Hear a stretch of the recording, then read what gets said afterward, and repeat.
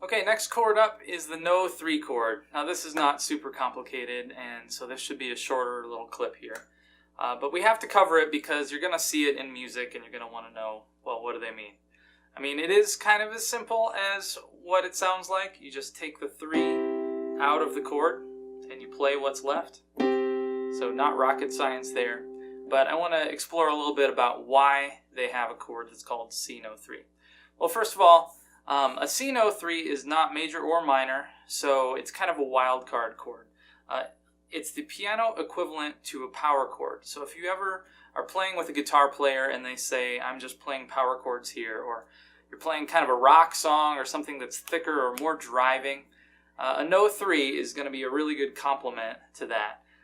What I've found in some of my situations playing with bands is I'll be playing along and they'll be playing something pretty hard or rough on their instruments, and if I play along with a plain old major chord, it just sounds way too happy, way too just warm and fuzzy compared to what they're trying to do. So a No 3 chord is a little bit more, just solid and strong than a major or a minor chord would be.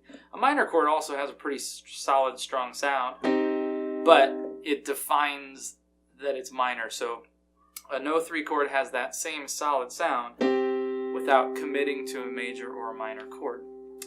So if I were to use a No 3 chord, like a C No 3 chord, and we're playing with a band, I would do something like this. I would put a No 3 in my right hand, and then with my left hand I'd play an octave, and I'd also stick that 5th of the chord, the 1, 5, in the 2 finger of my left hand. So now it's a really thick chord. It's not the only way to do that, but if you're just really trying to do something that sounds powerful, that's a great thing to do. You could also do this. You could take your No 3 chord and put it lower than you would normally play.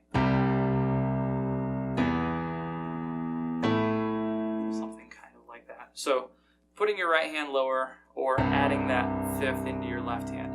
You'll notice up till this point I haven't really talked about putting any sort of chord element in your left hand. And that's because when you play a chord down too low, it just sounds too muddy and gross, so we don't tend to do it. But with the open No 3 position, you can start to introduce another note without it feeling too terribly muddy or thick. Okay, so this is pretty simple. If you know how to play the chords major or minor, you know how to play the No 3s. Just leave the 3 out. So I'm just going to zip right through them here. We have C No 3, D flat or C sharp No 3, D No 3, E flat D sharp No 3, E No 3, F No 3, F sharp No 3, or G flat No 3. Here's G No 3, A flat or G sharp, A No 3, B flat or A sharp, and B, and then back home to C again. Okay, so those are the No 3 chords.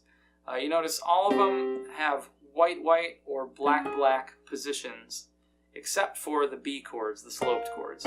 So both of those will be angled, and I'm exaggerating. I told you in the last video not to twist your wrist, so it would really be more like this. So here they are again: C, D sharp, D, E flat, E, F, F sharp, G, A flat, A, twist for the B flat, twist for the B, and C again. And that is the No 3 chord. Good job.